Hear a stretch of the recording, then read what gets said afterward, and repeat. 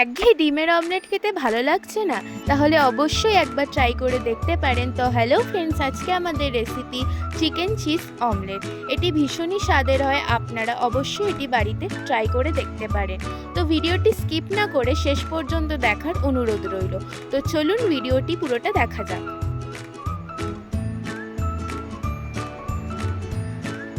প্রথমে এখানে আমাদের বোনলেস চিকেন টুকরো টুকরো করে আমরা কেটে নিয়েছি। এরপর ক্যাপসিকাম কুচি, পেঁয়াজ কুচি এবং লঙ্কা কুচি নিয়ে নেব।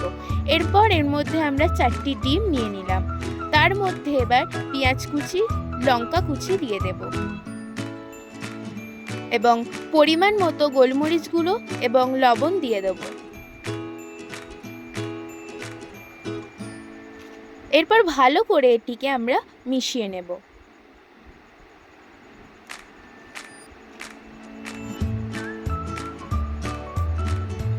এরপর একটি কড়ার মধ্যে 2 টেবিল স্পুন তেল ভালো করে গরম করে নিয়ে এর মধ্যে আমরা পেঁয়াজ কুচি দিয়ে দেব।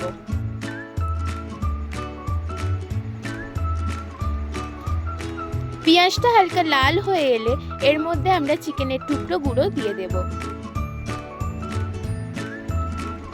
তারপর 1 টেবিল স্পুন আদা রসুন বাটা দিয়ে দেব।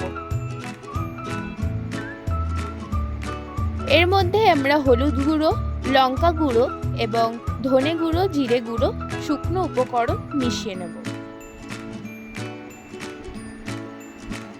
তারপর গোলমরিচ গুঁড়ো এবং লবণ দিয়ে দেব। এটিকে ভালো করে কষিয়ে নেব। এই পর্যায়ে আমরা ক্যাপসিকাম কুচি দিয়ে দেব। তারপর ভালো করে কষাতে থাকবো যতক্ষণ না ক্যাপসিকামগুলি হালকা নরম হয়ে আসে এবং চিকেনটি ভালো করে কুক হয়ে যায় ততক্ষণ করে নেব। তারপর একটি পাত্রে তুলে রাখবো। এরপর একটি প্যানের মধ্যে 1 টেবিল স্পুন তেল গরম করে নিয়ে ডিমের মিশ্রণটি ঢেলে দেব।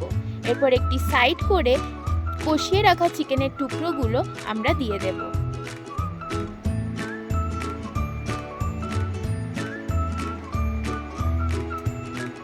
তার উপর দিয়ে আমরা দেব টমেটো সস আর দেব চিজ।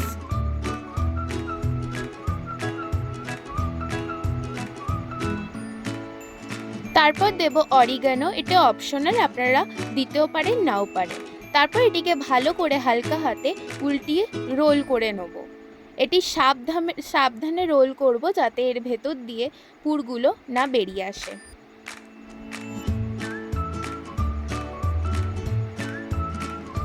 তারপর ওপর দিয়ে হালকা গোলমরিচ গুঁড়ো নিয়ে সার্ভ করব আমাদের দারুণ স্বাদের আজকের রেসিপি চিকেন চিজ অমলেট। এটি আপনারা অবশ্যই বাড়িতে ট্রাই করে দেখবেন। তো আজকের ভিডিওটা এই পর্যন্ত, আবার দেখা হবে পরবর্তী ভিডিওতে। যদি ভিডিওটি ভালো লাগে থাকে অবশ্যই লাইক, কমেন্ট এবং শেয়ার করে দেবেন আর সাবস্ক্রাইব করে পাশে থাকবেন। ধন্যবাদ।